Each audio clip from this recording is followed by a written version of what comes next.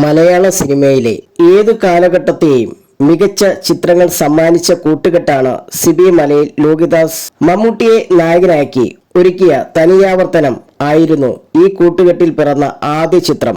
ഒന്നാമത്തെ സിനിമയിലൂടെ തന്നെ ഏറെ ശ്രദ്ധ നേടാൻ ഇരുവർക്കും കഴിഞ്ഞു.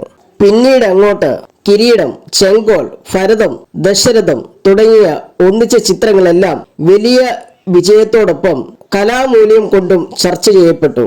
മോഹൻലാൽ, മമ്മൂട്ടി എന്നിവർക്ക് മികച്ച കഥാപാത്രങ്ങൾ നൽകാനും ലോഹിതദാസ് എന്ന തിരക്കഥാകൃത്തിന് കഴിഞ്ഞു. ഞങ്ങൾ ഒരു സിനിമ കൂടി ചെയ്യാൻ ആഗ്രഹിച്ചിരുന്നുവെന്നും എന്നാൽ കഥ കേൾക്കാൻ 2 ദിവസം ബാക്കിയുള്ളപ്പോൾ ലോഹിതദാസ് ഈ ലോകത്തോട് വിട പറഞ്ഞെന്നും സിബി മലയിൽ പറയുന്നു. മാതൃഭൂമി ഗ്രഹലക്ഷ്മി മാഗസിനോട് സംസാരിക്കുകയായിരുന്നു അദ്ദേഹം. എന്തും പറയാനാവുന്ന ബന്ധമായിരുന്നു എനിക്കും ലോഹിക്കും. വീണ്ടും ഒരു സിനിമ ചെയ്യാനുള്ള ഒരുക്കത്തിലായിരുന്നു ഞാൻ. അതേപ്പറ്റി ഞാൻ സംസാരിക്കുകയും ചെയ്തു. കഥ കേൾക്കാൻ ഞാൻ പോകുന്നതിന് 2 ദിവസം മുൻപാണ് ലോഹി മരിച്ചു. ജീവിതത്തിൽ ഞാൻ ഏറ്റവും സങ്കടപ്പെട്ട ദിവസങ്ങളിലൊന്നാണ്.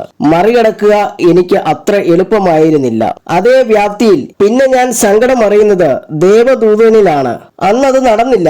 ഏറെ വിഷമിച്ചു. അത് കാരണം ഇനി സിനിമയിലേക്ക് ഇല്ലെന്ന് പോലും ഉറപ്പിച്ചു. പിന്നെ ജീവിതം മാറി, തീരുമാനങ്ങൾ മാറി, വിജയത്തിന്റെ സന്തോഷങ്ങൾ അറിഞ്ഞു. ആ ആത്മവിശ്വാസത്തിൽ തന്നെയാണ് ദേവദൂതനിലേക്ക് എത്തുന്നത്. ആ വലിയ പ്രതീക്ഷകളോടെ പുറത്തിറങ്ങിയ സിനിമയുടെ പരാജയം എന്നെ തകർത്തു കളഞ്ഞു. വിജയത്തിൽ കൂടെ നിൽക്കാൻ ആളുകൾ ഉണ്ടാകുമെന്നും പരാജയത്തിൽ തനിച്ചാകുമെന്നും ഞാൻ മനസ്സിലാക്കി.